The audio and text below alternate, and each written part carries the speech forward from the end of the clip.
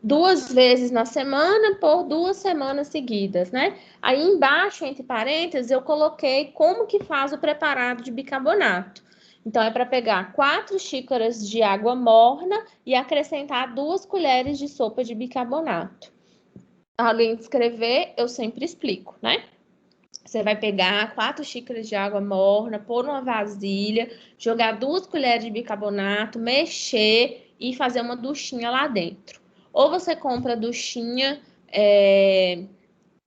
própria vaginal na farmácia, ou você pode fazer com uma seringa. Ah, não tem dinheiro aí para comprar uma ducha vaginal. Então, toma aqui uma seringa de 20 ou uma seringa de 60, leva para casa e faz a ducha com a seringa. Dá um jeito, né? Se não tiver com a pessoa comprar. E aí, sempre lembrando, carimbar, assinar e pôr a data. Dúvida?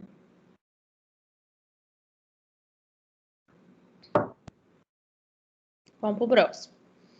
Caso clínico 3. Paciente procurou o serviço de saúde há 9 dias com queixa de prurido vaginal intenso. Foi prescrita terapêutica tópica para candidíase vaginal e ducha de bicarbonato sem sucesso. Paciente informa leve melhora dos sintomas durante o tratamento e, no momento, encontra-se com piora das manifestações clínicas, com presença de corrimento esbranquiçado em grande quantidade. Então, aí, a gente tem um caso de uma paciente que já procurou o serviço e foi tratada para candidíase. Essa dona Maria aqui, ó.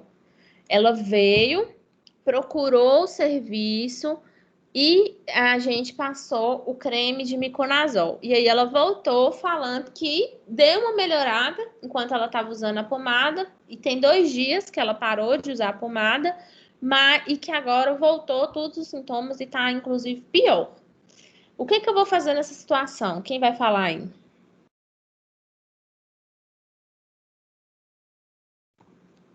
Qual conduta tomar?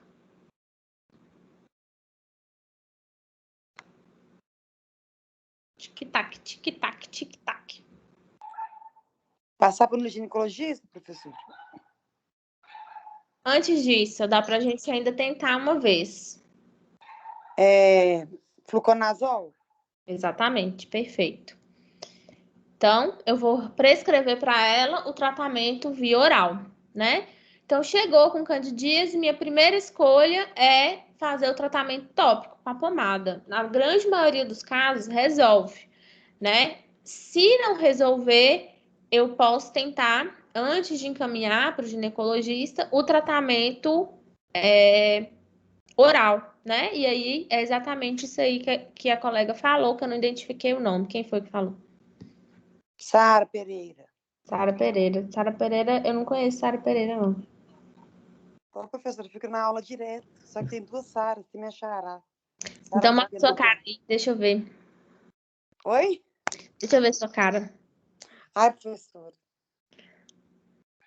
Difícil, gente, em casa. Eu já dei aula pra você, Sara? Não, professora. Ah, então Ainda você não. te conhece. Ah, tá bonita. Não tá com vergonha, não. Então, é isso aí. Fluconazol, via oral, né? E aí, como que a gente prescreve fluconazol? O nome da paciente, aí nesse caso, o uso oral, que eu quero que ela tome, né? Fluconazol, 150 miligramas, dose única. Então, quando você vai prescrever dose de fluconazol, normalmente ele vem, a apresentação dele é uma caixinha pequena, um comprimido só de 150 miligramas. Então, tenho dúvida, não lembro, joga no Google, apresentação do fluconazol. Aí vai dar lá o que tem disponível. Você quer dar para ela 150 miligramas, então vai ser um comprimido, dose única. Fluconazol, 150 miligramas, puxa o traço. Ou você escreve dose única, ou você escreve uma caixa, porque a caixa já vem um comprimido só de 150 miligramas, ou você escreve um comprimido. Tanto faz, não tem problema, é só você descrever o quanto que você quer que o paciente tome. Então, na esquerda é sempre a apresentação, na direita é sempre o quanto que esse paciente vai precisar para ele tomar e cumprir o tratamento todo. Embaixo, eu descrevo como que ele vai tomar.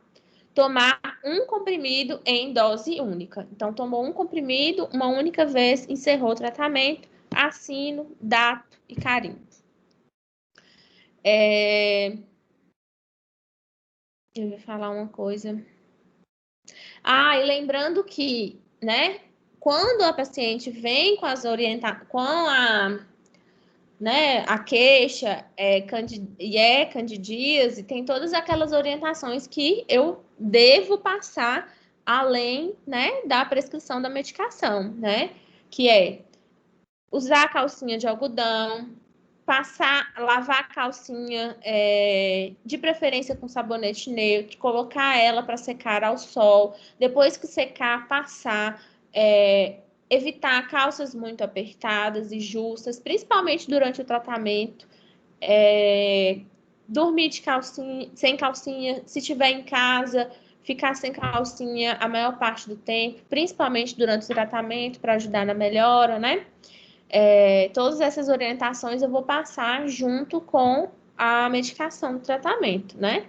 Então, lá na primeira vez, eu não orientei, né? Quando essa menina chegou aqui, que eu passei o miconazol, eu não orientei. Pode ter sido por isso que piorou. Então, lembrar que agora, olha, faz todas essas orientações para ajudar e melhorar logo. Maria Fernanda. Oi. Qual que é a questão de ser a calcinha de algodão e não poder ser outra calcinha? Porque o algodão, ele absorve mais as secreções vaginais do que aquelas calcinhas de lycra, poliéster. Você pode até observar que, às vezes, o corrimento ele fica em cima da calcinha, o corrimento branquinho, você vê o muquinho branco em cima da calcinha.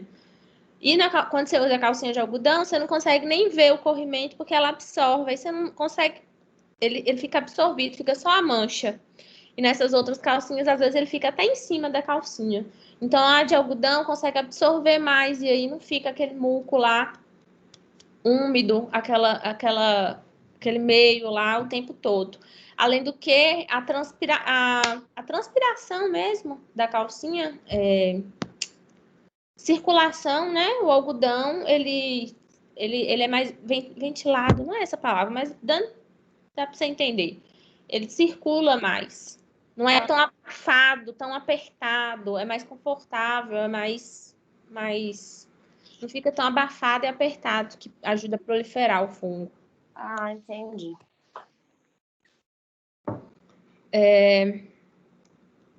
Próximo. AMD, 18 anos, gestante, 24 semanas, procurou serviço de saúde com queixa de corrimento com odor fétido em pouca quantidade, sem intercorrências durante a gestação, né, até o momento. Mantém acompanhamento pré-natal em dia. Ao exame, apresenta vulva sem alterações. Ao exame especular, apresenta corrimento esbranquiçado, bolhoso, em pequena quantidade e com odor fétido. Realizado o teste com hidróxido de potássio a 10% e deu positivo. Qual que é o diagnóstico, gente? Qual que é a conduta diante desse caso?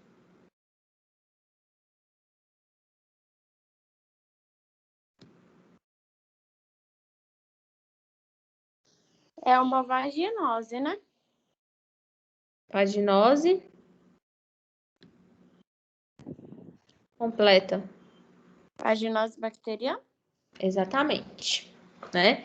Aí vamos lá, o que pode ter dado dúvida aí? Ela chegou, né, procurando por conta de um corrimento de odor fétido. Até aí não me fala muita coisa, porque tricomoníase e vaginose bacteriana pode dar corrimento com odor fétido. A que não vai dar é a candidíase. Então, até aí eu não sei o que pode ser. Não tem intercorrência na gestação, tá fazendo o pré-natal direitinho. Quando eu examinei a vulva, sem alterações. Quando eu passei o espectro, tem um corrimento que tá parecendo esbranquiçado. Então, aí pode me dar dúvida ainda, porque corrimento esbranquiçado não é o clássico nem de vaginose, nem de tricomoníase. O clássico da vaginose é o corrimento acinzentado. E o clássico da tricomoníase é um corrimento amarelo esverdeado. Então, ainda posso ter dúvidas aí. Bolhoso, tricomoníase e vaginose também me dá um corrimento bolhoso. Em pequena quantidade, odor fétido. Então, poderia ter bastante dúvida no meu diagnóstico, né? Não me mostra como que está o colo da paciente. O colo poderia me dar a informação definitiva para eu fechar esse diagnóstico, né? Por quê? O colo da vaginose não tem sinais inflamatórios, né? Ele fica lá rosinha, sem microlesões, né? Fica um colo normal. O colo da tricomoníase me dá elucidação, diagnóstico diferencial, que é aquele colo machucadinho, cheio de petequia, cheio de manchinha vermelha, né? Cheio de microlesõezinhas. Então, aí eu poderia fazer esse diagnóstico diferencial. Só que aí não me deu, a questão não me deu a imagem do colo, mas me deu uma outra informação, dizendo que o teste de apoio diagnóstico com hidróxido de potássio foi positivo. Então, lembrando aí da aula de quarta-feira, o teste da amina positivo é vaginose bacteriana, né? Porque é o único caso em que eu pingo hidróxido de potássio e as bactérias, elas quebram, né? Os aminoácidos lá das células dela e volatizam o odor de peixe podre. Então, o odor fétido, né? O teste das aminas, né?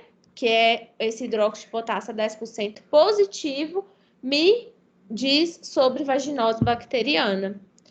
E aí, como que eu vou tratar essa mulher? Quem vai falar?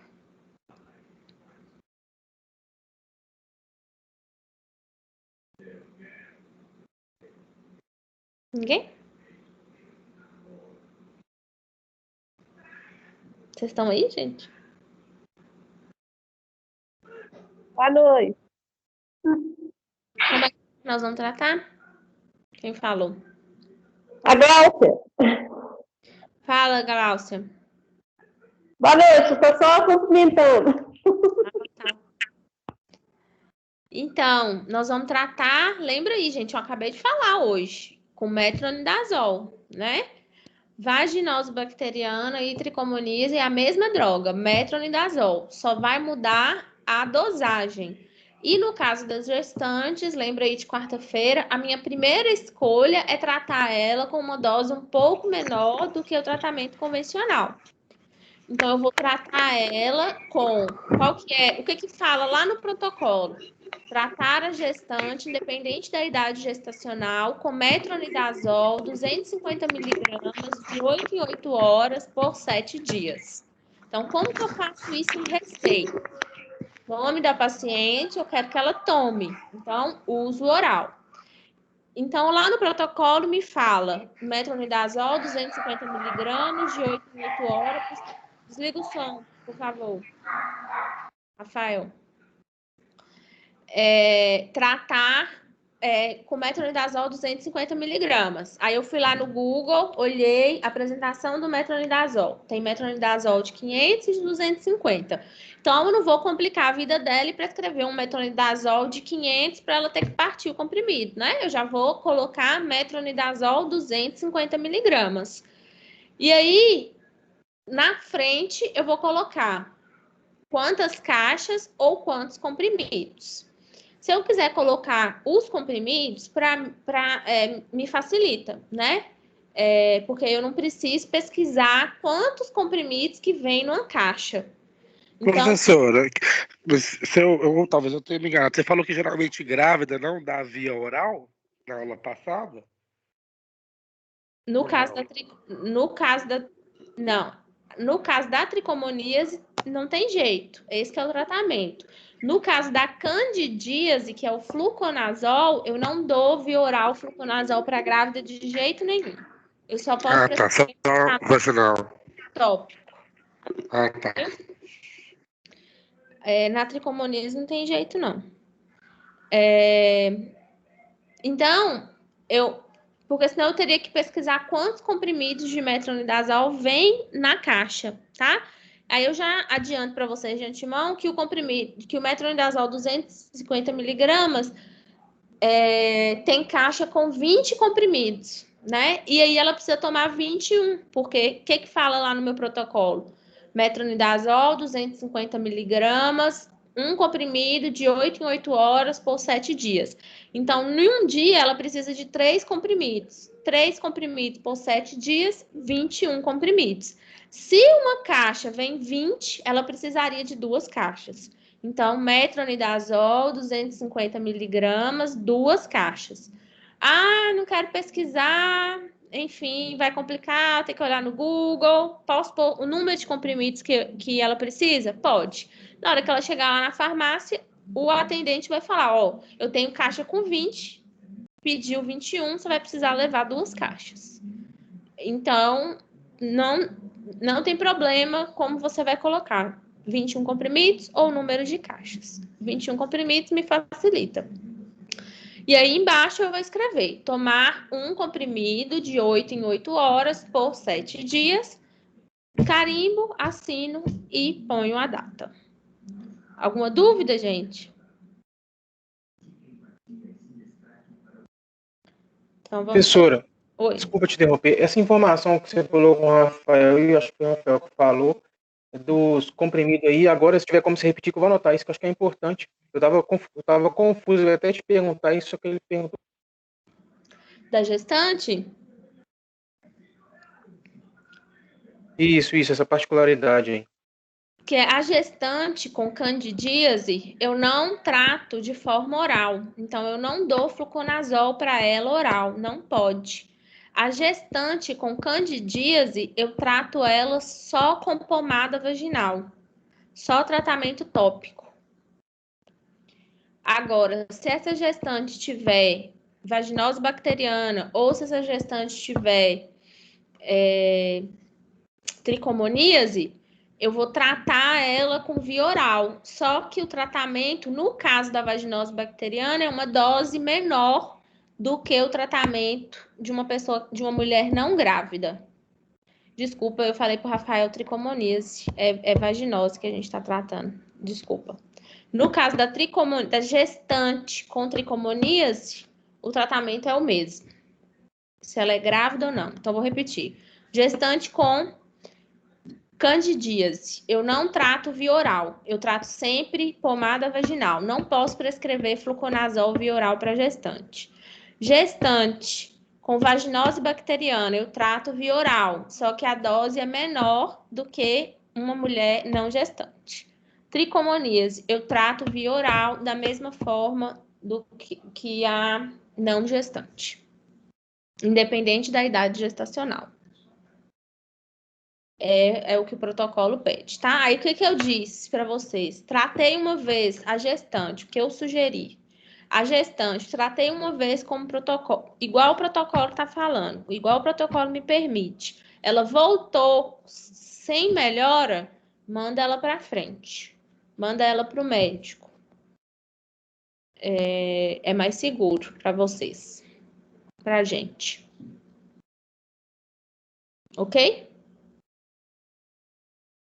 Professor, eu vou confirmar para ver se eu anotei certo. É gestante com candidíase, não trata via oral com fluconazol, não é isso? Isso. Só vaginal. Quando é vaginose bacteriana, vai tratar com via oral, mas uma dose menor. E Isso. tricomania, o tratamento é o mesmo de uma mulher normal, é isso? Isso.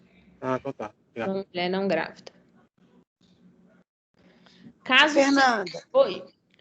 e se, no caso, essa paciente com vaginite bacteriana não estiver grávida, o antibiótico de escolha seria de 500 miligramas e não de 250? Exatamente.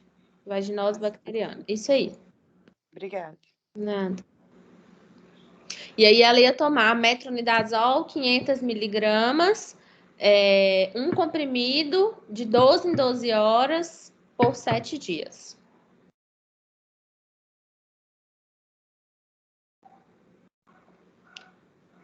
Aí, no caso, a dose diária da não gestante é 1 grama por dia. E a da gestante é 750 miligramas dia. Então, um pouco menor.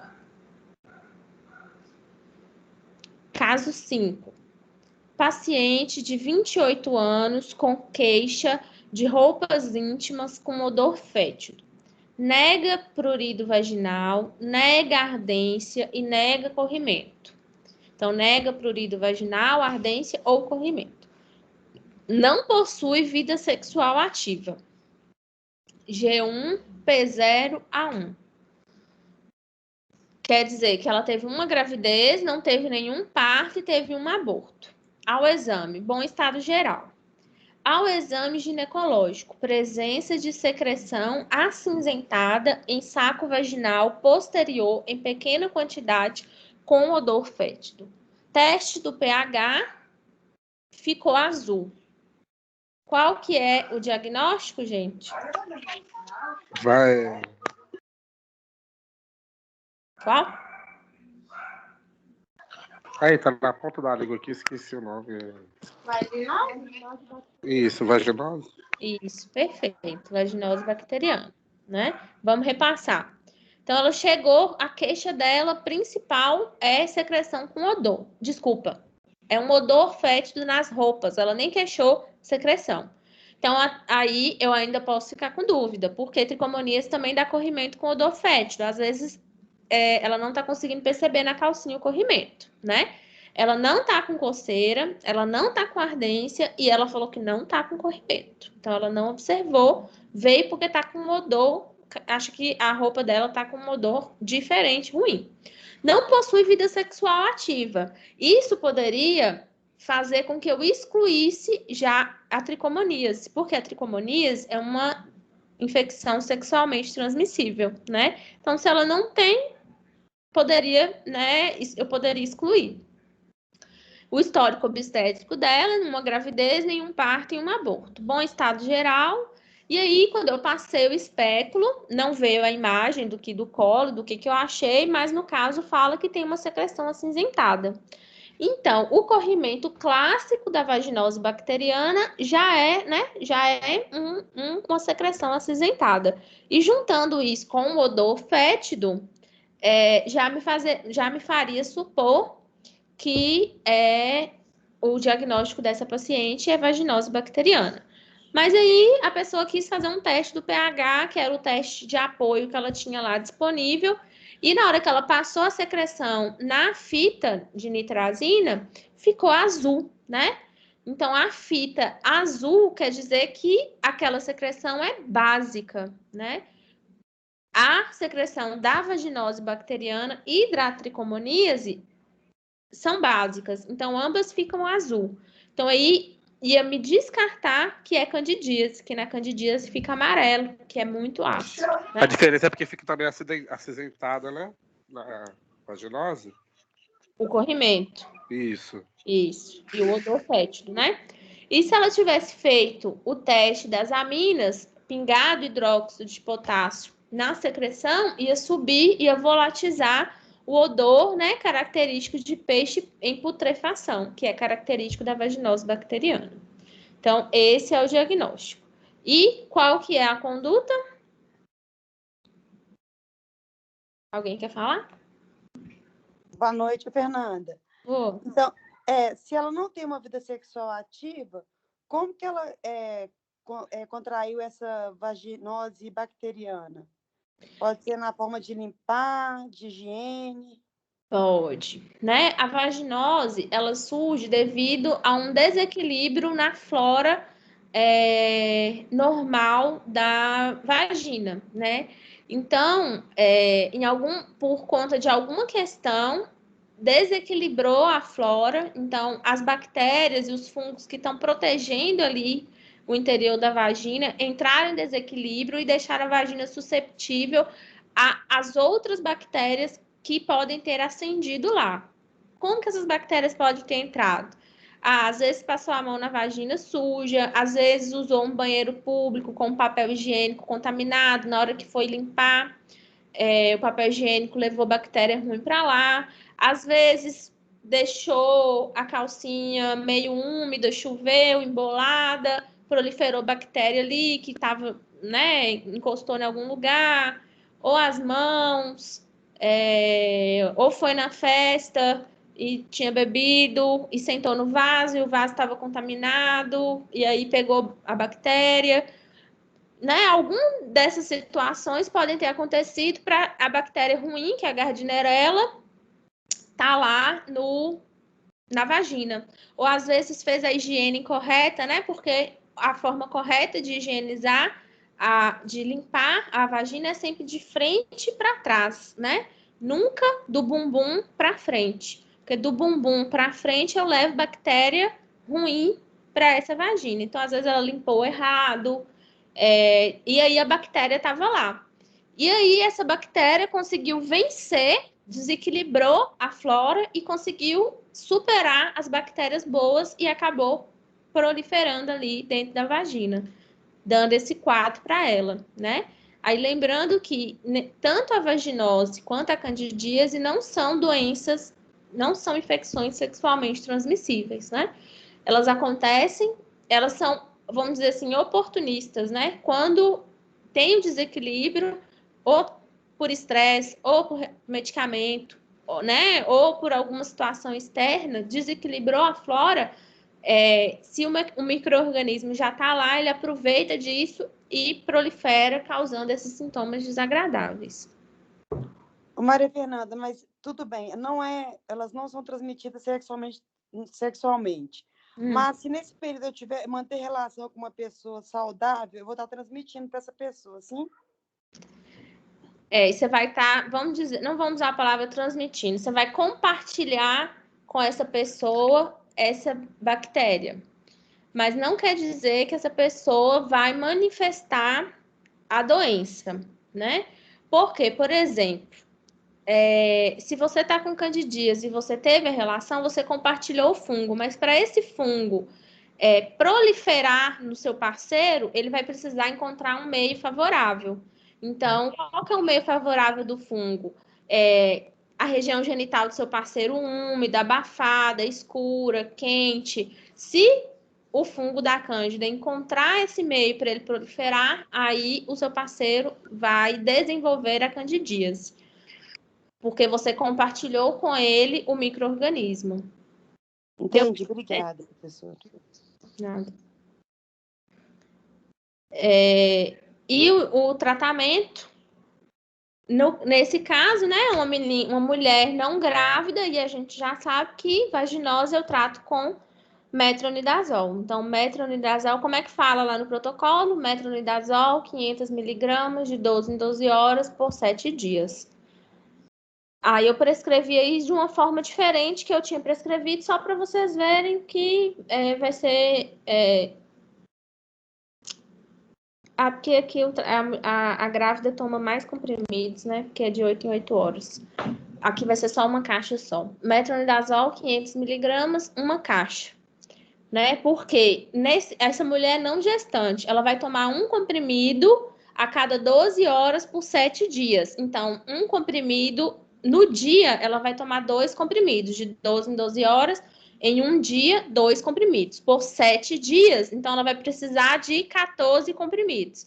Eu sei que numa caixa vem 20, então por isso que eu prescrevi uma caixa. Ou então eu poderia escrever metronidazol, 500 miligramas, 14 comprimidos. Aí é só a forma, tá?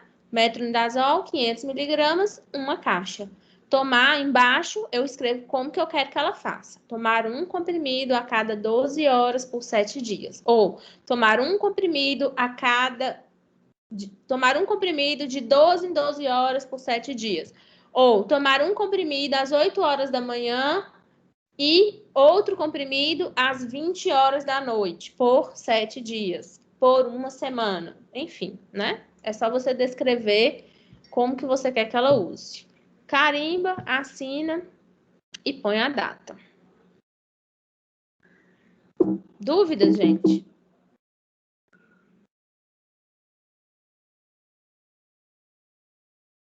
Então, as vulvovaginites nós fechamos. Vamos agora dar... Se eu apertar aqui, não aparece, não? Não, continua no sua tela, na sua câmera. Será que tá acontecendo? Será que eu apertei alguma coisa aqui que o treino tá... Vamos ver. Ah, já sei. Agora vai aparecer. Apareceu? Agora apareceu. Esse aqui. Agora a gente vai dar continuidade às outros agravos, né? Agravos ginecológicos da mulher. Vamos falar um pouquinho sobre a infecção do trato urinário.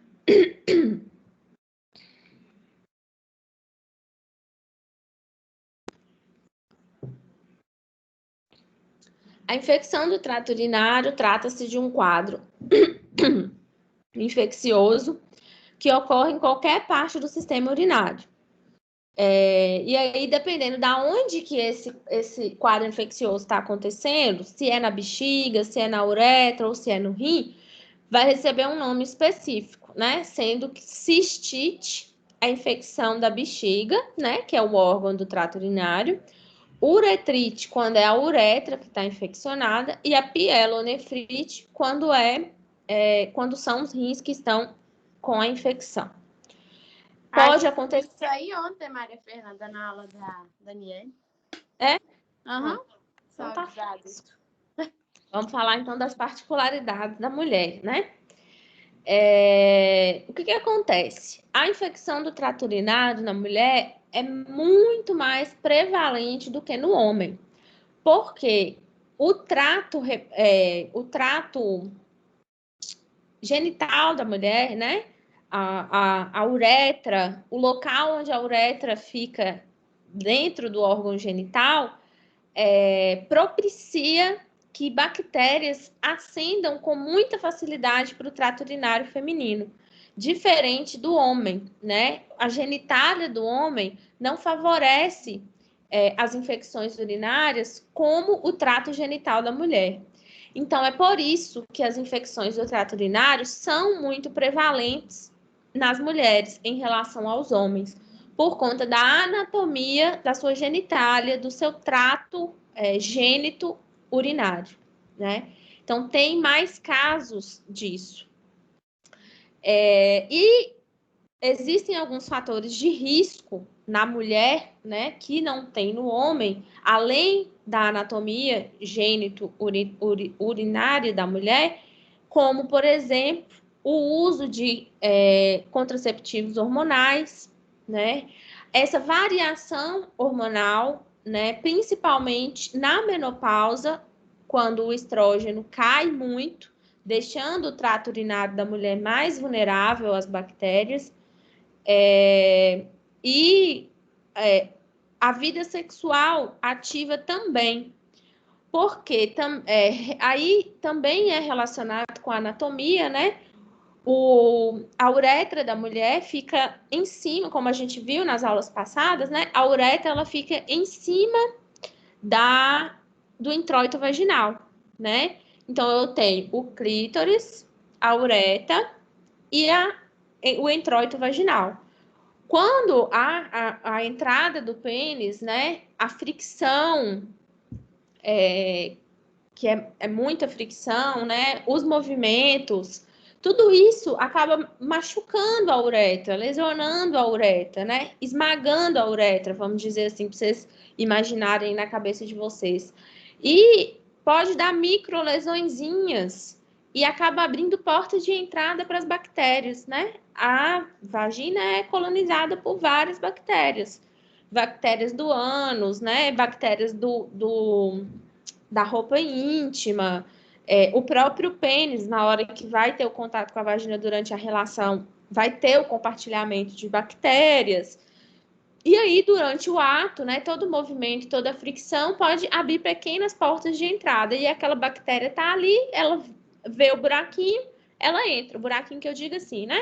A porta de entrada, ela entra ali e acaba causando infecção naquela região do trato urinário.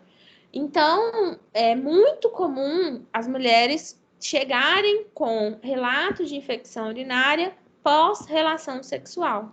Então, assim como eu falei na aula de quarta-feira, né, as vulvovaginites, né, por que elas também podem ser muito comuns após o ato sexual.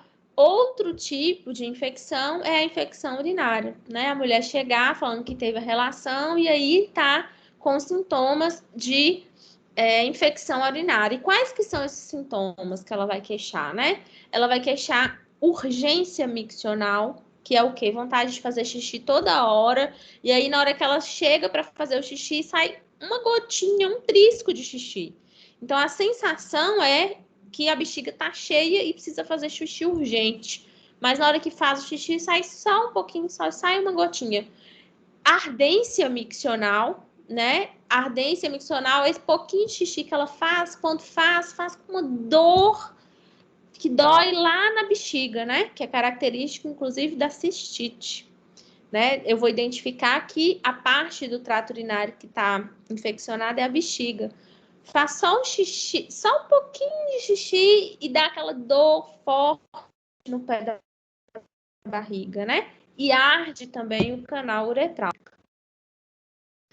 Pode ter febre, né? Pode ter hematúria, que é fazer xixi com um pouco de sangue, né? Normalmente não vem o xixi todo cheio de sangue, mas vem um xixi com um pouquinho de sangue. Pode mudar, né, a cor da urina, principalmente se ela não beber muita água, vai ficar amarelada. Pode ficar com aparência de pus também, né? Porque é uma infecção, fica aquela urina meio com o amarelo do pus, não é o amarelo da urina, mas com aquela aparência do pus, os grumos, né? Pedaços de grumos, que é pedaços de pus mesmo. Dor no pé da barriga, que é uma dor pélvica. Pode ter dificuldade de segurar essa urina, principalmente as mulheres mais velhas ou mulheres que tiveram muitos filhos. Então, não consegue segurar porque fica com aquela vontade o tempo todo e aí não dá conta. E ela vai chegar para você queixando essas manifestações, né? A urina pode ficar com cheiro forte e pode dar febre também. Dependendo, né, do nível da infecção, isso aí pode atrapalhar o dia da mulher, né? Você vê que mulher também é muito forte, né? Que a gente trabalha e continua vivendo a vida com 1 milhão de sintomas e de dores e de queixas, mas pode chegar ao ponto, né, da mulher não conseguir seguir o dia dela ali, ir trabalhar, ir estudar, fazer as coisas do dia, porque às vezes fica a noite toda só no vaso, né? Porque toda hora tem que levantar para fazer xixi e às vezes a dor é muito grande que ela se sente mais confortável ficando lá sentada no vaso. Cada mulher encontra um meio de aliviar os sintomas, né? O diagnóstico da infecção urinária é feito através do exame de urina rotina e cultura, e pode fazer também ultrassom, né? Mas aqui é um outro caso em que a clínica é soberana, né? A gente não espera o resultado do exame de urina e da cultura para poder tratar. Pelos sinais e sintomas, eu já inicio o tratamento com antibiótico terapia, né? Eu desconheço protocolo para enfermeiro prescrever medicação para infecção do trato urinário. Então, nesse caso aí, se ela chegar com esses sinais e sintomas, eu vou ter que vou ter que encaminhar ela para consulta lá do médico do meu PSF. Mas pode ser que alguma cidade permita, né? Eu desconheço. Então, nesse caso, a clínica é soberana. Eu já inicio o tratamento enquanto o exame de urina e a cultura ficam prontos. Por que é importante eu pedir o exame de urina e de cultura, né? Essa mulher ter acesso a esse exame, mesmo já iniciando o tratamento, né? Porque hoje em dia, primeiro, o exame de urina para confirmar. Como que eu confirmo, né? Lá no exame de urina vai ter... Deixa eu pegar um exame de urina aqui para mostrar para vocês. Só um minutinho, que eu devia ter posto aqui na apresentação, eu não pus, mas eu tenho aqui, peraí.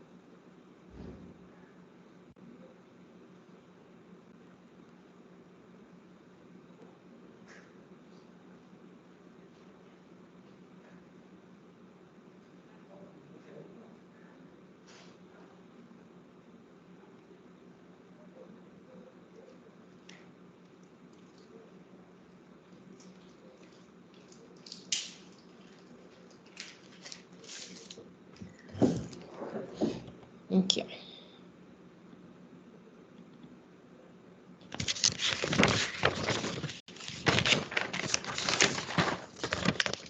Aqui é um exame de urina rotina.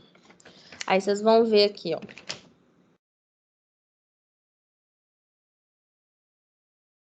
Nessa parte aqui, sedimentoscopia, vocês vão ver aí células epiteliais piócitos, tá vendo? Piócitos são partículas de pus. Então, quando a mulher está com infecção urinária, os piócitos aparecem aqui no resultado, ó. Cadê que eu não tô enxergando? Aparece aqui no resultado dos piócitos, aqui tem, ó, 3 por campo. Aparece 10 por campo, 15 por campo, até 5 por campo é aceitável. Mais do que isso, já é sinal de infecção urinária. Aí vocês também estão vendo hemácias. As hemácias também, quando elas estão positivas aqui no exame de urina, mais de 5 por campo, também é sinal de infecção urinária. E aí, flora bacteriana, tá vendo? Flora bacteriana, o normal, ela vinha aqui, ó. Aparentemente normal. As hemácias ali raras por campo, tá vendo? Se vier abundante por campo, é positivo. Fernanda. Oi. Só te fazer uma pergunta. Eu tô até com um exame de urina aqui, porque eu tive um episódio de cólica renal foi antes de ontem, quarta-feira. E eu fiz esse exame de urina, aí você tá falando aí, eu tô acompanhando. No caso, existe a possibilidade, porque eu tô com cálculo renal, mas ele não falou em questão de infecção urinária. Existe a possibilidade da pessoa estar com cálculo sem a infecção? Tem. Nesse exame, ele deu, no caso, esses epitélios aí, tá tudo abaixo, né, os inferiores, e hemácias, que no caso, né, o positivo, o ideal é inferior, né, a 3 por campo, no caso, o meu deu campos repletos. Então tá com muita. Pois é, e ele não orientou, o médico não me orientou, não me passou um antibiótico, iniciar um tratamento, nem nada, só me encaminhou para um urologista. Então, É o seguinte, o que acontece? Quando você tá com cálculo, a pedra, dependendo, você chegou a fazer ultrassom? Eu fiz uma tomografia. Onde que ela tá? Ela tá aqui, ó, quer ver? Ela tá no canal uma tá no canal do uréter. Tá vendo? O que acontece? Na hora que, dependendo do local que ela tá, ela vai raspando o seu epitélio, raspa o epitélio do ureter, raspa a ureta. Dependendo do local que ela tá, ela machuca. E aí, machuca, rompe os vasinhos, aí sangra. Aí por isso que provavelmente tá aparecendo hemácias em grande quantidade. Entendi. Eu até anotei também que a urina, ela tá ela tá bem turva, assim, turva mais pro avermelhado mesmo. Eu tava até suspeitando que estava com sangue na urina. Quando a pessoa também tem cálculo renal, no exame de urina tem um outro também que dá alterado, cilindros e cristais, porque o cálculo, a pedra é cálcio, e aí ela perde esse cálcio, ela pode perder esse cálcio. Aí essas cilindros e cristais pode ser um indicativo. Aqui deu não encontrados. Pode acontecer também. Aí, além disso, aqui no exame tem... Cadê? Flora bacteriana é o último aqui, ó. Aí, quando tá com infecção urinária, ela vem alterada, né? Nesse exame aqui, ela está... Ave Maria, mas sou ruim de mostrar o trem demais. Aparentemente normal, né? Então, no exame de urina rotina, esses podem ser os indícios de infecção urinária. Pode vir exame normal? Pode. Se a pessoa tiver manifestação clínica com exame de urina normal, não interessa, eu trato infecção urinária. É isso que quer dizer a clínica é soberana. Posso pedir o exame de urina e vir normal, tudo normal. Não, aí eu vou tratar, clínica soberana. Por que é importante eu pedir a cultura? Não pedir só a urina rotina. Porque na cultura, ele vai fazer a cultura do micro-organismo que está presente ali naquela urina. Então, vem lá, flora microbiana alterada. Então, é bom eu saber qual que é o micro-organismo. Ave Maria, deve estar aparecendo na minha cara um tanto de vezes. Qual que é o micro-organismo que está causando a infecção para eu fazer a antibiótico terapia guiada. Então, eu posso iniciar... Aí, lembra que eu falei na quarta-feira? Inicia com os antibióticos, com a classe de antibióticos que trata infecções do trato urinário. Quais que são que tem mais aderência, né? Que dá mais certo? Norfloxacino, levofloxacino, ciprofloxacino, esses são os antibióticos de escolha para a infecção do trato urinário. Então, eu posso iniciar antibiótico terapia empírica. Quer dizer isso, eu vou escolher um antibiótico aleatório, né, por similaridade, porque eu já sei que são esses antibióticos que melhor tratam a infecção do trato urinário. E aguardo ao resultado da cultura. Aí sai a cultura, ele identifica qual que é o micro-organismo e a que ele é sensível ou resistente. Porque se ele for resistente ao norfloxacino, lá no exame sai o resultado a que essa bactéria é sensível. Aí eu troco o antibiótico. Aí a designação é antibiótico terapia guiada. Aí eu tenho certeza que eu vou matar o micro-organismo. Se ele já for sensível ao norfloxacino, que já foi passado, beleza, é só terminar o tratamento com ele. Se não, eu troco, para garantir que vai matar tudo e resolver. Porque se eu não faço a cultura e faço o tratamento da infecção urinária empírico, que a gente fala, às cegas, sem a cultura para guiar, eu vou lá e passo no norfloxacino, porque já está posto na literatura que é um antibiótico para infecção do trato urinário. Mas aquela bactéria que está naquela mulher é resistente ao norfloxacino. Então, ela vai tomar aí 14 dias de antibiótico, vai melhorar. Na hora que ela terminar, volta com tudo a infecção, né? O porquê? O que acontece? Matou muita bactéria, aquelas que eram mais fracas, matou, mas as resistentes mesmo, não matou. E aí, quando você termina de tomar o antibiótico, elas conseguem, né, multiplicar absurdamente e vem a infecção com tudo. Então, por isso que é importante fazer a cultura para você fazer o tratamento guiado e ter certeza que vai combater a infecção. E essas bactérias que são resistentes, que ficam, elas são muito potentes. Elas podem subir mais ainda e causar uma infecção, né, dos rins, que aí é pior, né? Rim é trato sistêmico, né? O rim tem conexão com o coração, conexão com o pulmão, então é uma infecção perigosa. E a cistite, que é de bexiga, né, uma infecção urinária comum, vamos dizer assim, também não deixa a gente não pode deixar, infecção urinária, tal, beleza, vou tomar qualquer antibiótico, não pode tratar dessa forma. Porque eu já vi casos, e a gente tem casos aí de pessoas que internam com infecção urinária, com cistite e generaliza e morre, né? Então, com infecção bestinha, entre aspas, e acaba morrendo.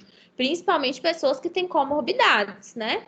Diabética, hipertensa, idoso. Essas pessoas são mais vulneráveis porque essas doenças crônicas, ao longo do tempo, vão debilitando aos pouquinhos o organismo. Então, na hora que chega a infecção, doença cardiovascular, doença cardíaca, doença pulmonar, quando chega a infecção, pode exacerbar a doença crônica, então piora os sintomas da doença crônica e aí o organismo não dá conta de tanta coisa e a pessoa vai a óbito.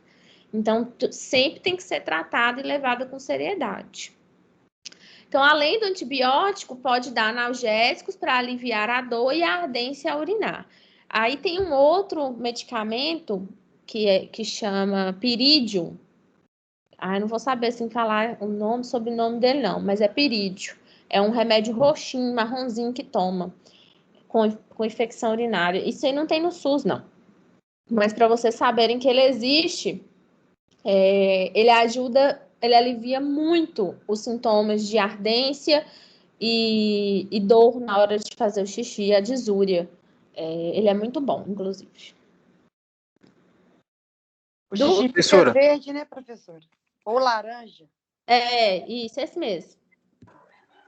Sim, eu queria perguntar sobre as referências, aquelas referências que você falou sobre piócitos, hemácias, flora bacteriana e cilindros e cristais, elas têm disponível consegue ver a referência lá na receita ou isso é algo assim que você sabe por conhecimento Não. mesmo? Depende do laboratório. Em geral, é isso aí, de 3 a 5 por campo. Mas você pode consultar o laboratório. Ah, tá. A referência não é muito bom você anotar, não. É melhor você pegar no laboratório da prefeitura, da cidade, onde que você for trabalhar. Ah, tá. Você vai comentar sobre o catéter duplo J ou não? Não, isso aí vocês vão ver lá na saúde do adulto. Uhum. Síndrome do ovário policístico. Essa aí é outra situação muito, muito, muito, muito, muito comum na saúde da mulher, né? O que é a síndrome do ovário policístico? Assim, de 10 mulheres que vocês vão conversar, 9 vai falar que tem ovário policístico. E que os médicos dão esse diagnóstico aí. Às vezes acontece da mulher fazer ultrassom e ter um cisto lá, e que é um cisto transitório. Mas aí já diagnostica com síndrome do ovário policístico e já começa a tratar e entope a mulher de hormônio. Então tem que ter cuidado. Ele é muito mais do que um cisto no ovário, né? Como o próprio nome já diz, é uma síndrome. Toda vez que a gente falar de síndrome, nós estamos falando de uma associação de sintomas que, inclusive, envolve mais de um sistema do organismo, né? Então, a síndrome do ovário policístico não envolve só o ovário, vai envolver outros sistemas, aí no caso, o sistema endócrino. Então, é imprudente ver um cisto lá no ovário, fez um ultrassom e já entupir a menina de hormônio, né? Tem que ser melhor analisado. Então, é uma síndrome, né? Um distúrbio endócrino que altera os níveis hormonais, ocorrendo a formação de cisto nos ovários, e esses cistos, eles aumentam ao longo do tempo. Então, tem esta característica, né? Vai aumentando os cistos de tamanho e número, e envolve também uma desordem hormonal. Então, é necessário também fazer a análise hormonal para poder dar diagnóstico de ovário policístico. Quais que são as características, né? Como que manifesta a síndrome do ovário policístico? Menstruação irregular. Essa mulher, quando medir o nível de testosterona, que é um hormônio tipicamente masculino, esse hormônio vai estar alto nessa mulher. E aí, com esse aumento de testosterona, podem vir algumas manifestações fenotípicas na mulher, né? Então, essa mulher pode começar a ficar com uma voz um pouco mais grossa, pode começar a ter mais pelos, pode aparecer bigodes, né? Pelinho, penugem de bigode. Ela pode suar muito mais, né? Ela pode ficar com alterações de libido, né? Outra coisa, por ser um distúrbio endócrino, envolve também alterações na insulina, na ação da insulina. A mulher, né, ela pode apresentar uma resistência à ação da insulina. Então, o organismo secreta a insulina, mas essa insulina, ela não consegue fazer a função dela, que é pegar a glicose do sangue e jogar para dentro das células. Então, a insulina faz isso, pega a glicose do sangue e joga para dentro da célula, e aí, quando a gente tira o sangue para fazer a glicemia está normal, né? O que acontece no diabético? Por que a glicemia dele está alta? Porque a glicemia dele está alta, porque a insulina não consegue pegar, quem faz isso, né? Quem é responsável por isso é o hormônio insulina, pegar a glicose que está no sangue e jogar para dentro das células para alimentar essas células. Então, na síndrome do ovário policístico, né? Pode haver alteração na glicemia dessa mulher por conta dessa resistência à insulina. A insulina não consegue fazer a função dela, né, que é pegar a glicose do sangue e jogar para dentro da célula. Um dos principais sintomas vai ser a ausência ou deficiência na ovulação. Então, a mulher ovula um mês, no outro não ovula. Um ovula um mês, no outro não ovula. Porque, né, tem essa alteração hormonal, né, no caso do estrogênio e da progesterona, e esses cistos no ovário dificultam a maturação, né, dos folículos e a liberação dos folículos. Outros sintomas são a acne, obesidade, aumento dos pelos e o atraso menstrual, né? A acne envolve muito a deficiência, a dificuldade do estrogênio e da progesterona. A obesidade é muito relacionada a essa resistência à insulina, aumento dos pelos, a essa alta produção de testosterona, que sobressai a produção de estrógeno e progesterona, e o atraso menstrual é por conta dessa menstruação irregular, né? Essa liberação irregular, essa ovulação irregular. Se a mulher não ovula, ela não vai menstruar. Se ela demora a ovular, né, passa do período de ovular no seu ciclo menstrual, a menstruação não vem na data certa. Maria, Então, oi. Me tira só uma dúvida. Sim. Quando a mulher entra na menopausa, entra não, né? Tá para entrar alguma coisa assim, ela pode ter essa menstruação assim, vindo um mês, depois de 6 meses ela volta. Ou isso aí pode ser caracterizado não como começo da menopausa, como ovário policístico? Não, é característica da menopausa. Aí você vai né, saber que é a perimenopausa por conta da idade da mulher e porque ela não vai ter, por exemplo, uma alta de testosterona, ela não vai ter uma resistência à insulina, que não é característico da menopausa, né? Ah, entendi. Não, Acne, né? A mulher fica na menopausa, ela não vai ter acne, não vai ter aumento dos pelos, né? Mas é característica da perimenopausa essa irregularidade menstrual, sim. Menstrua um mês, aí fica sem menstruar, depois menstrua de novo, pode acontecer. É característico, inclusive. Então tá, obrigada. Então, o diagnóstico vai ser um exame clínico, o ultrassom e também os exames laboratoriais, onde a pessoa pode, né, medir o valor de insulina, valor de glicemia, valor de testosterona, estrógeno, progesterona, ultrassom para visualizar os ovários e verificar a presença do cisto, né? O tratamento depende dos sintomas apresentados pela mulher, mas os principais são anticoncepcional oral, cirurgia, antidiabetogênicos orais, que vai controlar aí a glicemia, né, por conta da resistência à insulina, dieta e atividade física e indução à ovulação. Indução à ovulação vai tomar hormônio para poder ovular, né? Hoje em dia, gente, qual que é o tratamento tradicional, convencional, que vocês vão ver aí para a vida, né? No dia a dia de vocês, é dar anticoncepcional oral, né? Só que aí eu apresento para vocês, né, que existem outras formas de se tratar, inclusive a síndrome do ovário policístico, que às vezes só tem um cisto lá, não é nem a síndrome do ovário policístico. e aí já dá anticoncepcional. Inclusive, existem médicos muito bons no Brasil, no Rio de Janeiro, em São Paulo, que vêm apresentando tratamentos não hormonais para essas condições femininas, né?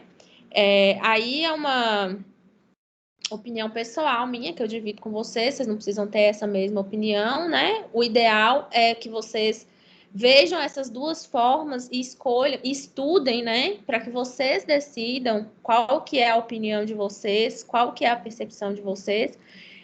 Eu nunca gosto de mostrar só uma forma, né? Só a forma convencional, tradicional, porque vocês têm que ter a oportunidade de ter a percepção ampliada, né? E aprender que existem outras formas e decidir, né? Qual que vocês acham que é melhor para as pacientes de vocês e apresentar para as pacientes de vocês, porque vocês vão se formar e vão trabalhar aí com mulheres cada vez mais informadas, né, que querem ter opções diferentes, questionadoras, e vocês têm que estar preparados para atender isso, né?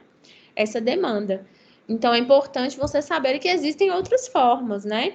Inclusive que dieta e atividade física trata aí mais da metade das mulheres com síndrome do ovário policístico. Se seguir, né, uma dieta balanceada, adequada, um estilo de vida saudável, fazer atividade física regular, tem estudos já demonstrando que mais da metade dessas mulheres vão ter resultados positivos, regularidade hormonal, regularidade menstrual, ovulação mensal, sem precisar tomar hormônio, né?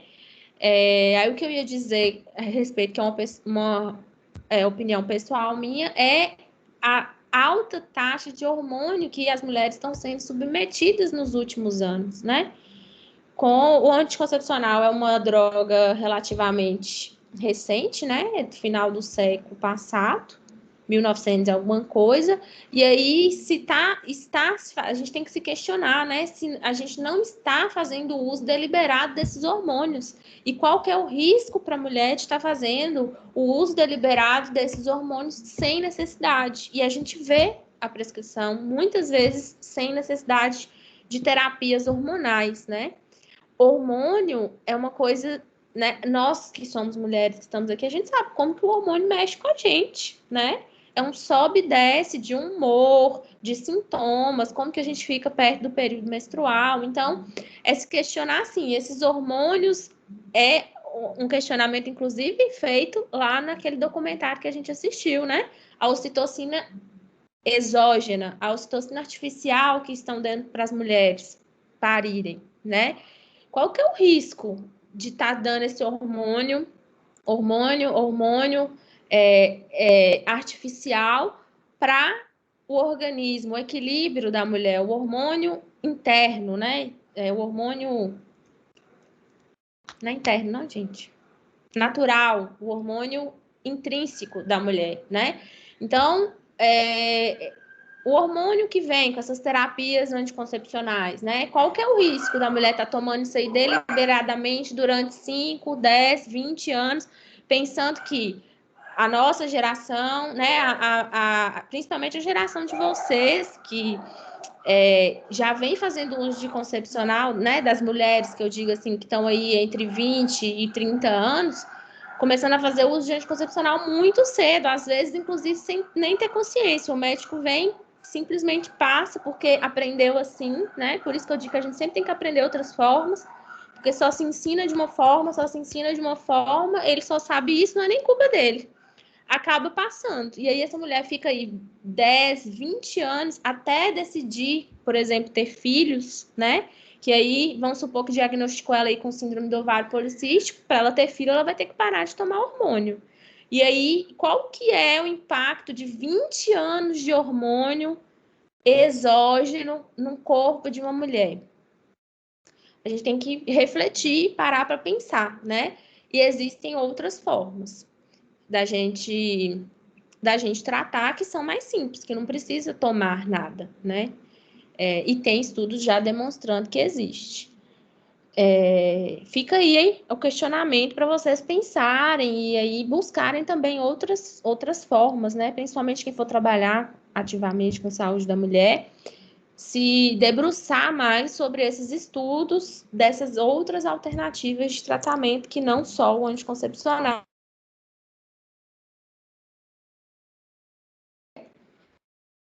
O que eu vou falar, eu vou questionar você, não, mas só tem isso? Só tem essa opção? Não tem outra coisa que eu posso fazer? Eu vou morrer com isso aí quando não tinha anticoncepcional? Como é que resolvia o problema dessas mulheres? Então, a gente tem que se questionar e procurar outras alternativas, porque também é isso que nos diferencia como profissional, né? Vai falar assim, ó, fulano de tal, é um enfermeiro muito bom, resolveu meu problema, fez isso, isso e isso, tirou esse remédio, não sei o quê. Essa atualização, essa inovação, né, de tratamento, de opção, que nos diferencia dos demais.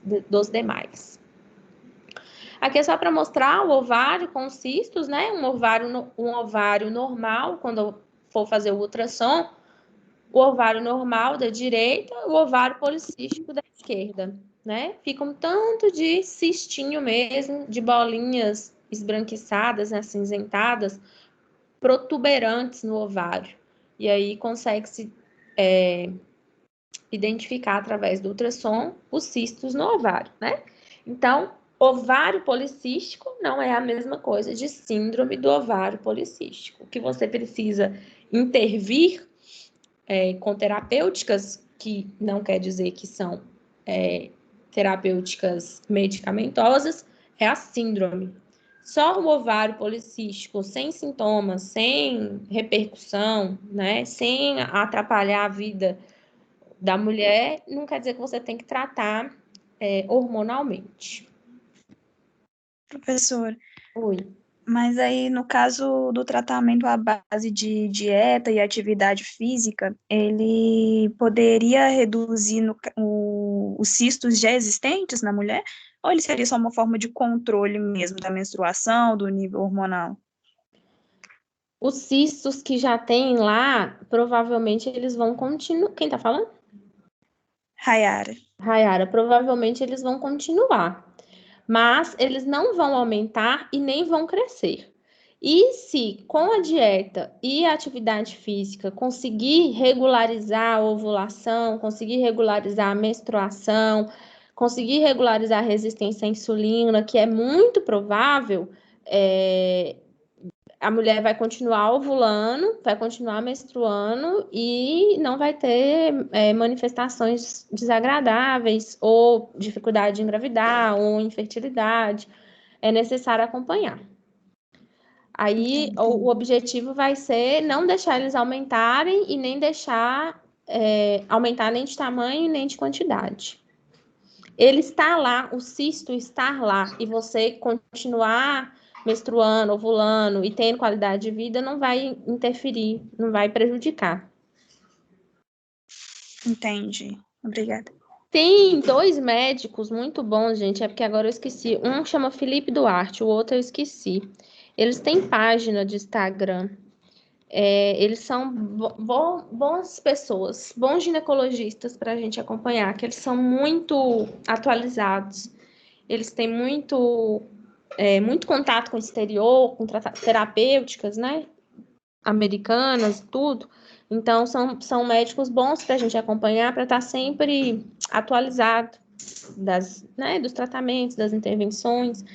Eu vou procurar a página deles e eu trago para vocês na próxima aula o nome e a página para vocês, se vocês tiverem interesse de olhar, para vocês verem, né, o que tem de novo, atualizar, acompanhar. Eles fazem umas lives boas, dão umas aulas boas. A próxima é a endometriose. A endometriose também é muito comum, tem aí uma prevalência muito grande entre as mulheres. Agora eu esqueci o número, eu ia falar 70%, que foi o número que veio na minha cabeça, mas eu acho que não é isso tudo, não. Mas é muito grande a prevalência de endometriose.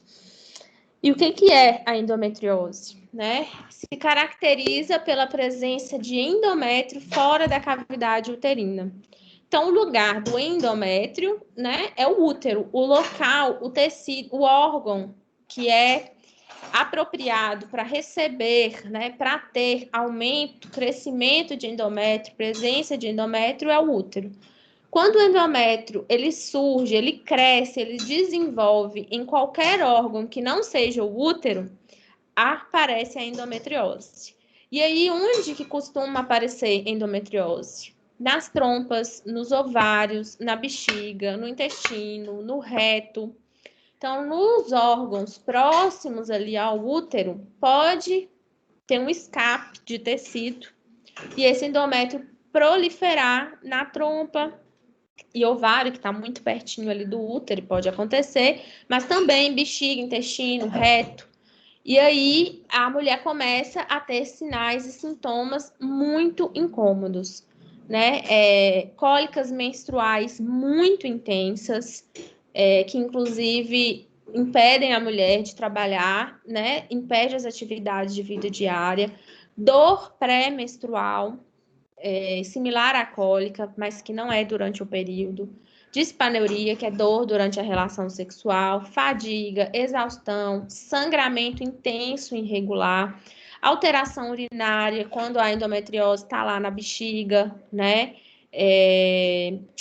Alteração intestinal, quando a endometriose é no intestino, no reto, dificuldade de engravidar e até mesmo infertilidade, que é uma das principais causas, né?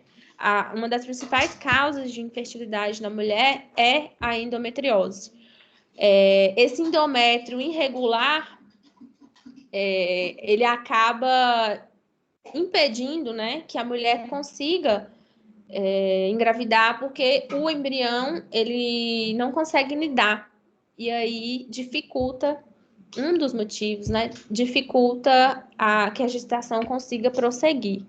Às vezes, durante o período menstrual, além da cólica, a mulher sente muita dor, por exemplo, quando a endometriose é intestinal, anal, muita dor no reto, muita dor na bexiga, costuma exacerbar os sintomas no período menstrual. E aí, além da cólica, sente muita dor na região onde o endométrio grudou, vamos dizer assim, está proliferando, na região que não é a cavidade uterina.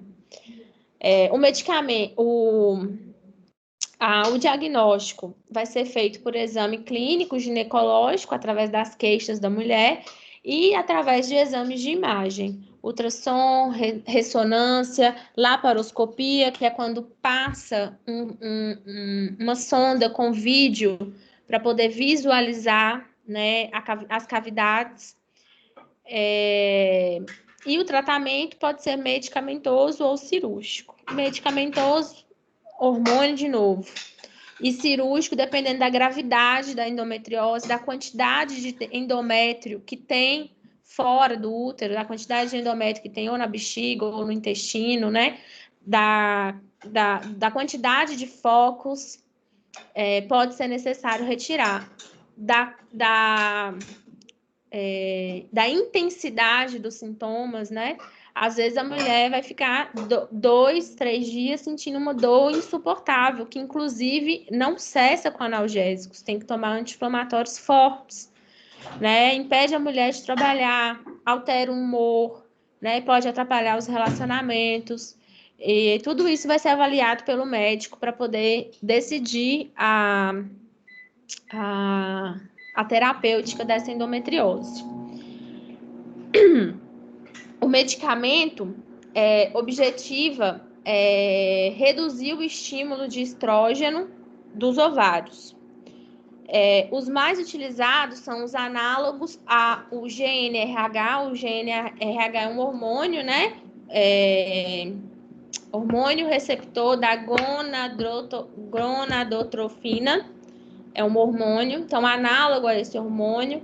Pílulas, dispositivo intrauterino com hormônio, o levonorgestrel, e inibidores da aromatase, né? Todos esses aí, esses inibidores da aromatase, eu não conheço eles. O objetivo de você, aí você pode achar assim, controverso. Eu preciso reduzir o estímulo de estrógeno e vou usar DIU com levonorgestrel, que é estrógeno sintético. artificial. Então, eu preciso reduzir e vou dar estrógeno, né? Porque na endometriose pode haver, né, a liberação estrogênica da mulher ser descompassada, vamos dizer assim, ser alterada, ser desproporcional, que inclusive faz com que essa desproporção faz com que esse endométrio prolifere em outros locais. Então, quando você dá o hormônio sintético, o organismo entende, estou recebendo estrógeno, eu não preciso produzir. Então, não produz o estrógeno interno, intrínseco da própria mulher, né? Dessa forma não vai ter uma produção desproporcional. E aí dá o estrógeno sempre na mesma, controlado, né? Sempre na mesma dosagem, sempre da forma controlada, reduzindo dessa forma os sintomas e controlando a endometriose. Professora, Oi. só um pouquinho que eu não queria te interromper. É sobre o ovário policístico, é sobre essa questão de terminologia. O ovário policístico, quando a gente fala em cisto no ovário, é a mesma coisa ou não? Não. Aí, Não, pode. a síndrome do ovário policístico vai ter outras manifestações que não só o cisto. Pode ter só o ovário policístico, então o ovário com a presença de cistos que não trazem manifestações sistêmicas, manifestações clínicas. Na síndrome, além de ter o cisto no ovário, tem que ter alteração de estrógeno, tem que ter alteração de progesterona, tem que ter alteração da testosterona, tem que ter alteração na insulina. Então, tem outros sintomas associados. É isso que você me perguntou? Sim, entendi. Isso quer dizer, o cisto no ovário é só o cisto ali e pronto. Aí, o ovário policístico é sempre decorrente de alguma outra situação, né? Pode ter ovário policístico, então pode ser que o ovário tenha vários cistos, mas a síndrome do ovário policístico, que é o que traz os sintomas, o incômodo, tem que ter esses outros sintomas associados. Sim, obrigado. Aqui eu tenho a imagem de um útero normal, né? Que a trompa, o ovário, o útero, todo homogêneo, com seu endométrio todo homogêneo.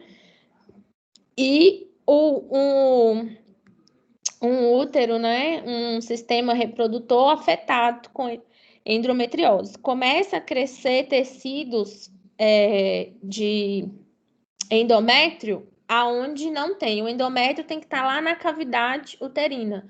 Então, se aparece endométrio lá na vagina, lá no ovário, lá na trompa, aí não é local do tecido crescer. Então, para fora da cavidade uterina, não é local de ter endométrio. E aí se tiver, começa a ter as manifestações, as dores, os incômodos, os sintomas da endometriose. Então, os locais mais comuns são nos órgãos que estão bem próximozinhos à cavidade uterina. Vagina, ovário, trompa.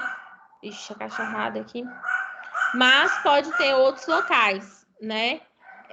Aqui está mostrando como o intestino e a bexiga, né?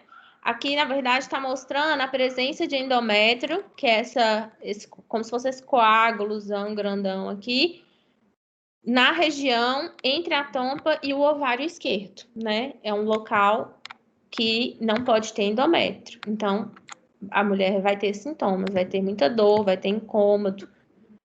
Aqui eu tenho tecido de endométrio aí, ó, próximo, fora do útero, né? Eu tenho o útero, aí tá mostrando cavidade uterina e trompa esquerda, aqui mais embaixo. Então, fora da cavidade uterina, eu tenho um foco de endometriose, que é essa manchinha aqui, marronzinha. Alguém ia perguntar alguma coisa? Ô, Maria Fernanda, deixa eu te perguntar. No caso, é literalmente esse endométrio que começa a ser criado em outros lugares que não é na cavidade do útero. Isso mesmo, literalmente. E aqui, é mais tipo assim... Tá vendo? Parece o sangue de menstruação que sai? Aham.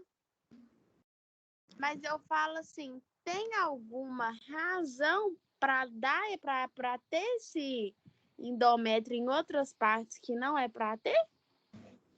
Principalmente hormonal, Sara. Essa desproporção, por exemplo, que acontece na liberação de estrógeno da mulher, faz com que ele prolifere em outros lugares. Hormonal mesmo. Entendi. Não, muito estranho. É, muito ruim.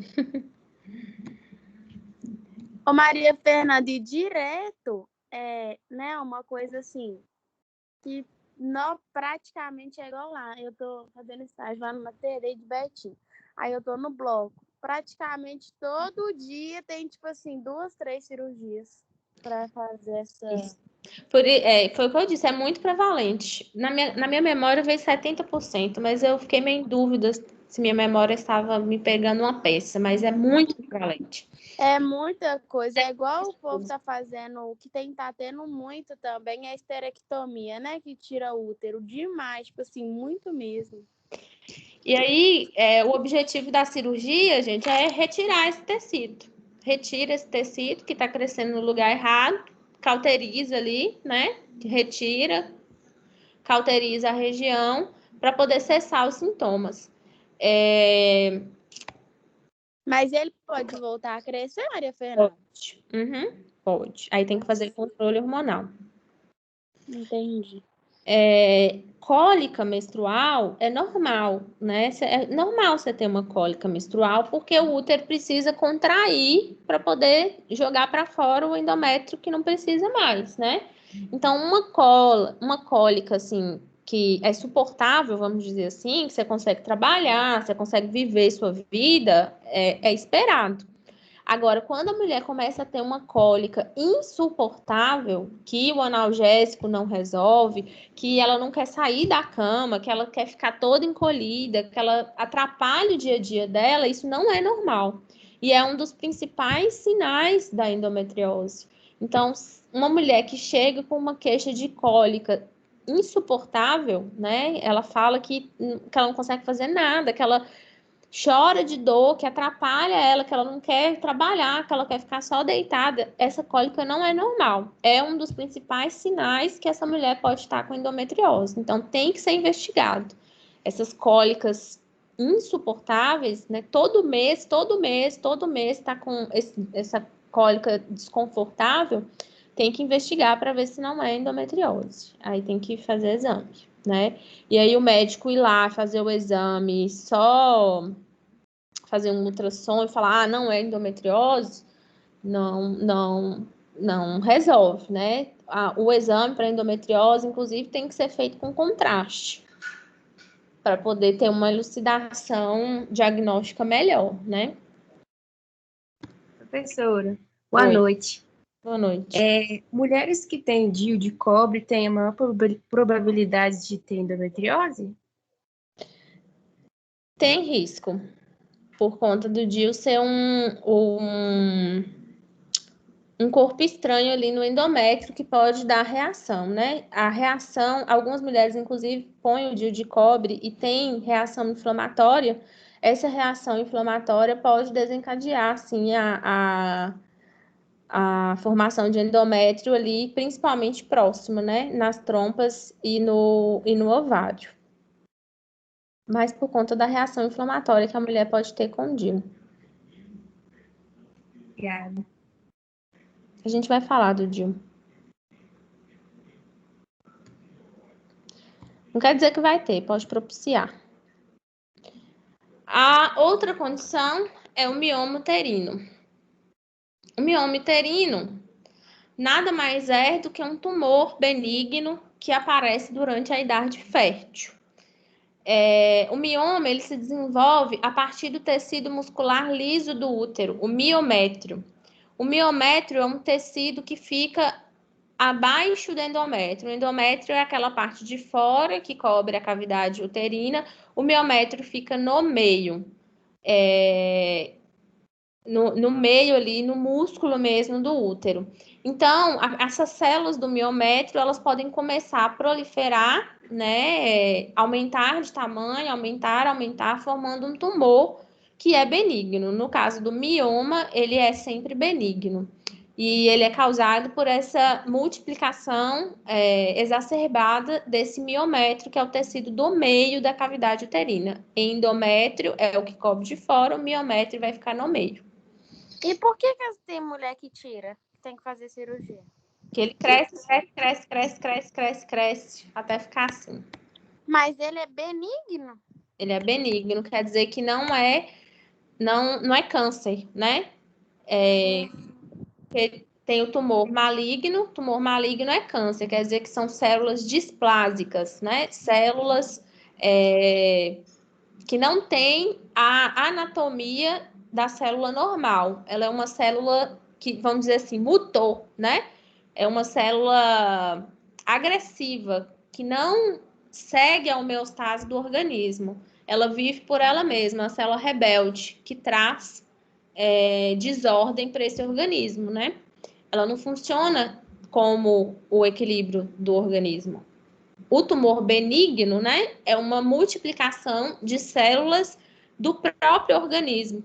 Não são células mutantes, vamos dizer assim, né? São células do próprio organismo que foram mais estimuladas e começaram a reproduzir, aumentar e aumentar e aumentar. Quando você faz a biópsia, não tem uma célula mutante, não tem uma célula diferente que teve uma mutação e não segue o padrão do organismo, vamos dizer assim. O mioma não, é uma célula do próprio organismo que não é displásica, que não é maligna, que não é diferente, que não é mutante. É a própria célula do miométrio que foi mais estimulada hormonalmente. E aí ela vai aumentando de tamanho, aumentando, crescendo. Por isso que a gente tem que tirar, né? Tira, queima aquela região lá, cauteriza, para ela parar de se dividir, né, de forma desorganizada e ir aumentando esse tumor. Algum desses miomas, eles vão crescer rapidamente, né? E por conta desse desenfreio da célula, vai crescendo, aumentando, igual um nenê mesmo. E outros não crescem ou ficam do mesmo tamanho, ou até mesmo regridem, podendo desaparecer.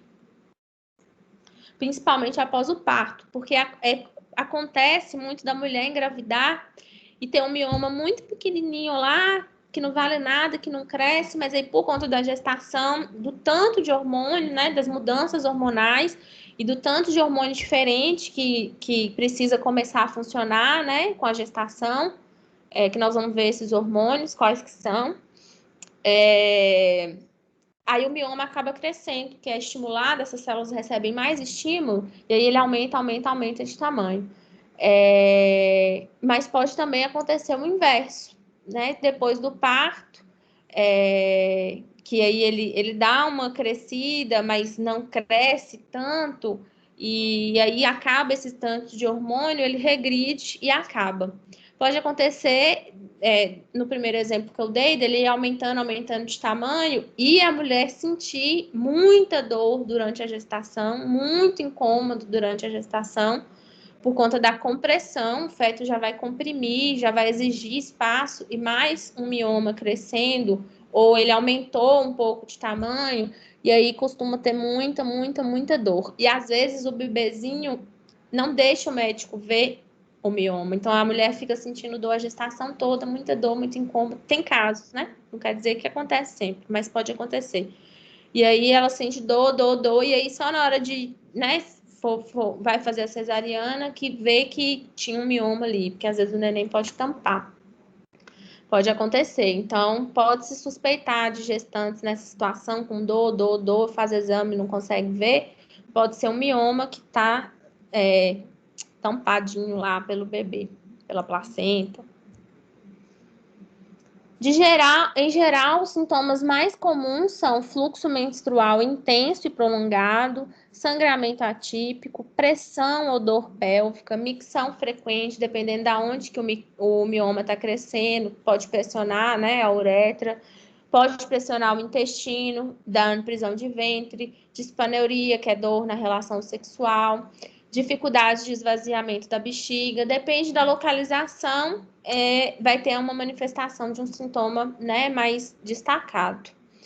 O diagnóstico é feito inicialmente por ultrassom e hemograma completo. Se necessários, podem ser solicitados exame de ressonância magnética, esteroscopia ou esterossalpingografia. A esteroscopia é introduzir uma sonda com uma câmera na cavidade uterina, e a esterossalpingografia, além de ver o útero, vai ver as trompas e os ovários. E aí o tratamento vai depender, né, do tamanho, dos sintomas, da localização, podendo ser necessário o tratamento cirúrgico, né? O tratamento medicamentoso, adivinha qual que é? Hormônio, né? Para tentar controlar os sintomas, a intensidade, o fluxo, né? Por isso que é bom a gente avaliar bastante. Se precisa mesmo desse hormônio ou não, né? Se não dá para tratar aí com um anti-inflamatório, que também não é muito bom, porque o anti-inflamatório, né, a longo prazo pode dar úlcera gástrica, tem que ser bem avaliado. Por isso que é bom a gente sempre investigar, procurar segundas opiniões, ir em outros médicos, que podem ter outras opções terapêuticas, né? Às vezes vale a pena você tirar o mioma por laparoscopia, né? Então faz um vídeo, retira, faz um vídeo que eu digo, uma vídeo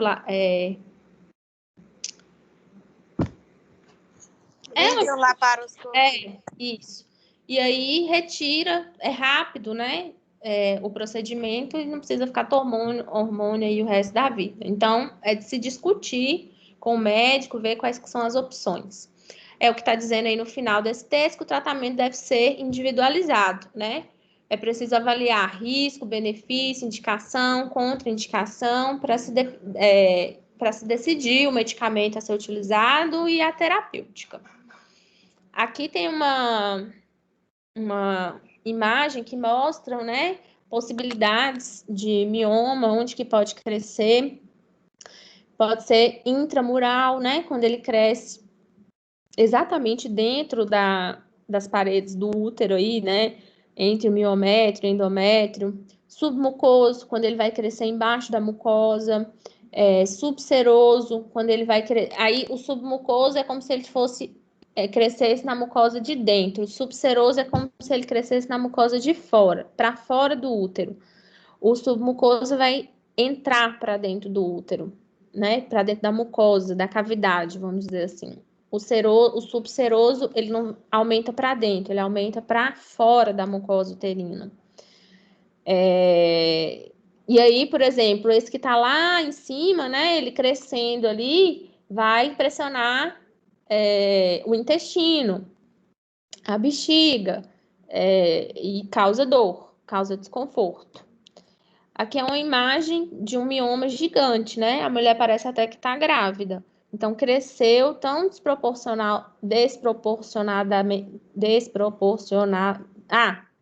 cresceu muito, muito, muito, muito, que parece até que ela está gestante. Isso aí tem que ser tratamento cirúrgico. Esse aí não tem jeito, né? Como, por exemplo, esse daqui também. Então, é um crescimento desordenado e aí acontece, né? É uma coisa que a gente também nunca pode julgar, fazer esse questionamento, como que a pessoa deixou chegar nesse ponto, né?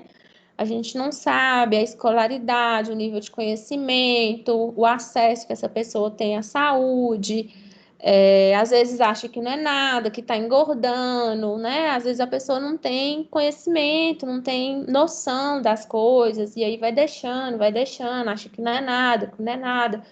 E aí, às vezes, procura o serviço de saúde, não é nem por conta do tamanho, né? Do tamanho da barriga, do tamanho do volume ali, mas porque está tendo outros sintomas, né? Ou na bexiga, ou no intestino, ou no fígado, que às vezes pode, dependendo do tamanho, até comprimir, né, ali a cavidade abdominal, aumenta a pressão intraabdominal, pode ter repercussão cardíaca, pulmonar, dependendo do tamanho, da localização, do quanto vai, né? E aí, por conta desses outros sintomas, procura o serviço de saúde, aí na hora que você vai ver um mioma gigante que está comprimindo os órgãos, dificultando, né? Causando esses sintomas, mas a pessoa vai pelos sintomas e não pelo mioma, que acha que não sabe, desconhecimento. Então, pode acontecer, pode chegar a casos assim pra gente, né? A gente pode se deparar com essas situações. Minha prima no interior aconteceu isso, Maria Fernanda. Ela já deve ter uns 47 anos. Aí todo mundo achava que era gordura mesmo, né? Depois de ser mãe e tudo. Só que a barriga dela era sempre assim, bem avantajada. Ela tirou acho que tinha 4,5 kg, tirou ano passado. Às vezes, eles vêm com unha, com cabelo. Ela tinha dente e cabelo, uns trem estranhos lá. Acontece. Acontece de ter mesmo. Por conta de tudo proliferação celular, gente. É um trem muito louco. O corpo da gente. E aí é sempre benigno, né? Mioma é benigno. Se tiver crescendo aí um tumor que não for benigno, é câncer. Mas, em geral, um câncer não vai chegar nesse tamanho, porque aí ele já vai ter espalhado para tudo quanto é lugar para chegar um tumor maligno aí desse tamanho, aí mais rápido, né? Morre mais rápido. Não dá, não.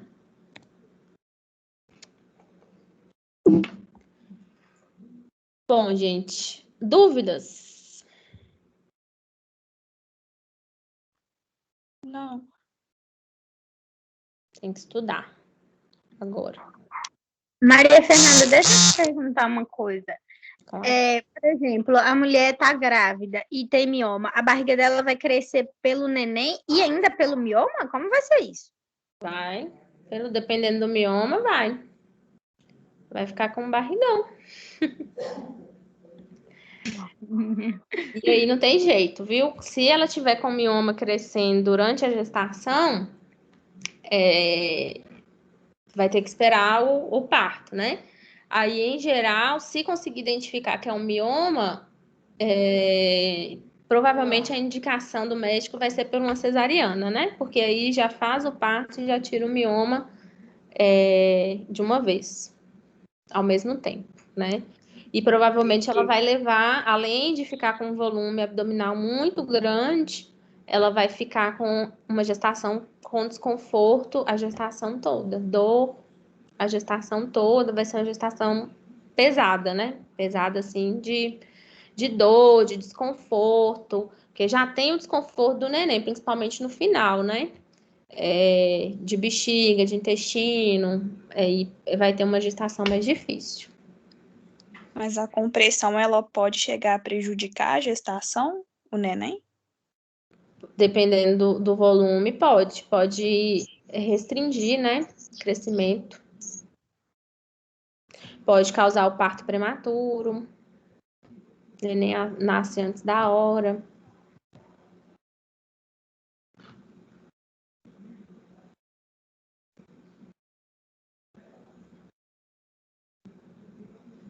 Pergunta, gente? Maria Fernanda, esse mioma também, ele recebe os nutrientes, né? Que o bebê também receberia e fica meio que desequilibrado lá, tadinho do bebê. Aí pode causar essa condição que eu falei, que é a restrição do crescimento. É muito triste.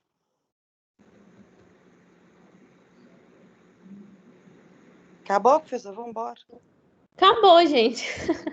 Eu tô esperando para ver se Já tinha dúvida. sexta. Não, mas o conteúdo que eu precisava dar hoje é isso mesmo. Aí, hoje, até quem não fez ainda dá tempo, aproveita esse tempinho para fazer o exercício. Até 11h59 eu recebo, tá? Ô, Maria Fernanda, você manda que recebe, não manda? Na hora que a gente envia. É porque hoje eu não mandei ainda, não. Não, é porque eu te mandei mais tarde, só que parece que meu e-mail tava com problema, é que estou enviar, acho que eu enviei uns 3, aí depois só para você conferir. Hoje eu não mandei o recebido, não. Aí eu queria fazer uma ressalva, gente, que eu mandei o recebido, tanto do primeiro quanto esse do segundo eu vou mandar, mas eu ainda não corrigi o do segundo, tá?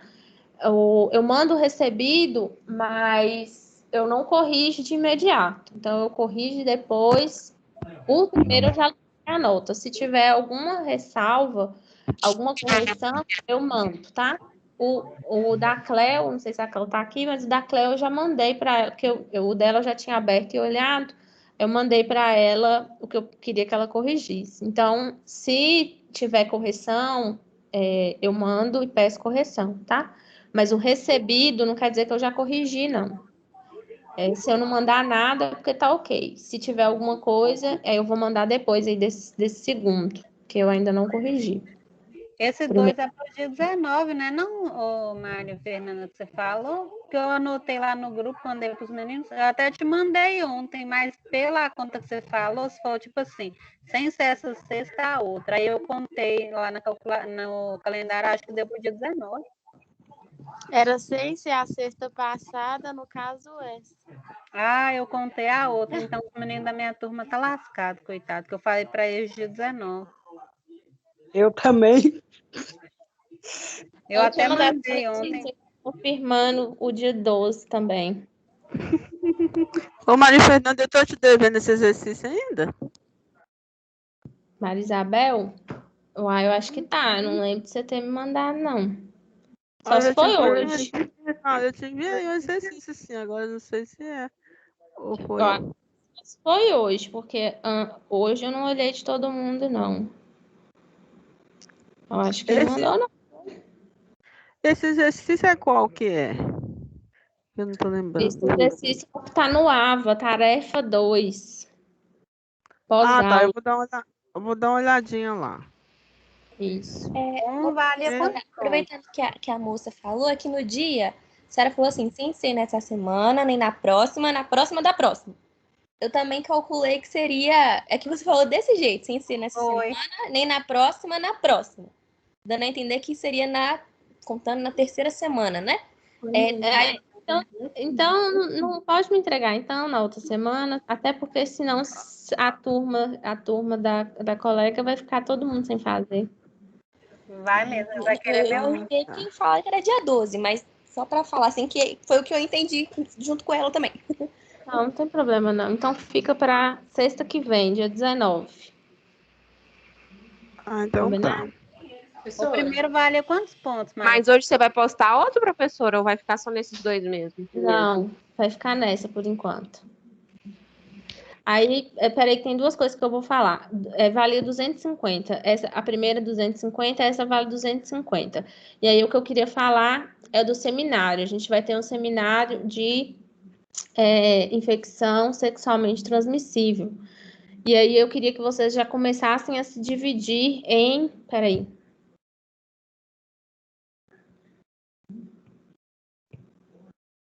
Em 5 grupos.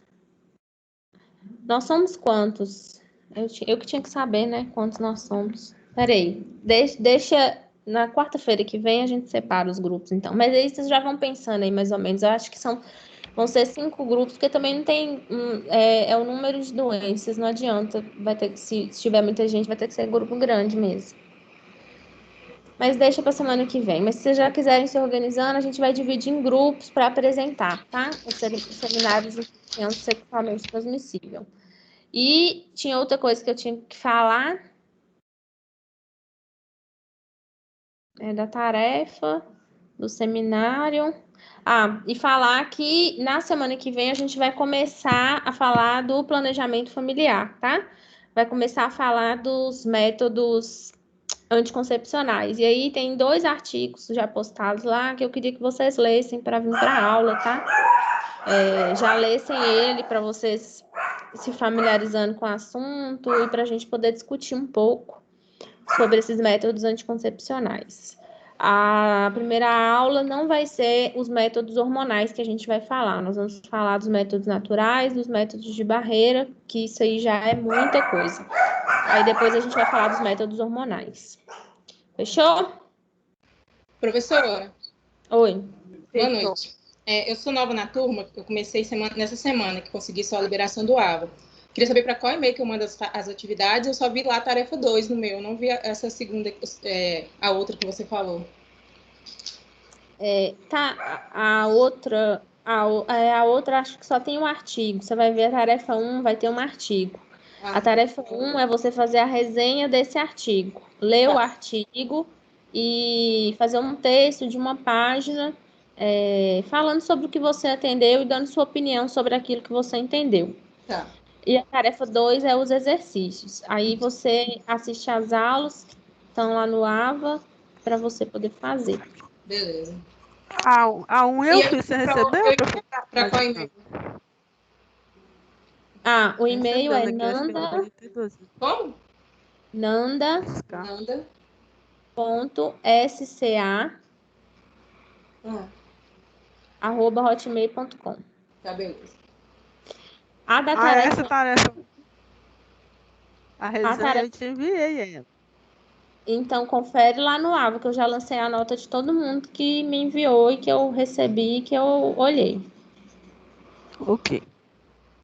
Inclusive, teve uma pessoa que me mandou e eu não consegui identificar o nome e eu mandei falando, mande o nome completo. A pessoa não me mandou. Tem que mandar, senão eu não consigo lançar. Ok? Ok, bom. Então, boa noite, gente. Fica com Deus. Boa noite, professora. Obrigada. Boa noite, com Deus. Ô, professora. Oi. Eu queria falar com você um pouquinho. É a Gláucia. Oi, Gláucia, pode falar. É porque eu tô de plantão. Tô de plantão aqui no CTI. Aí eu conversei com a coordenadora. Ela falou comigo que era para te avisar e avisar a outra professora. A outra eu já avisei. Tá? Porque o dia que eu não consegui, igual hoje, né? Eu não consigo dar o plantão no CTI e participar da aula ao mesmo tempo.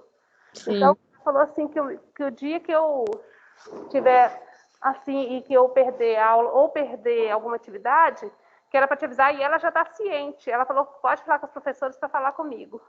Isso, eu até vi seu e-mail, é porque eu não tive tempo de responder, mas eu vou responder para você agora no final de semana, mas eu tô ciente, viu?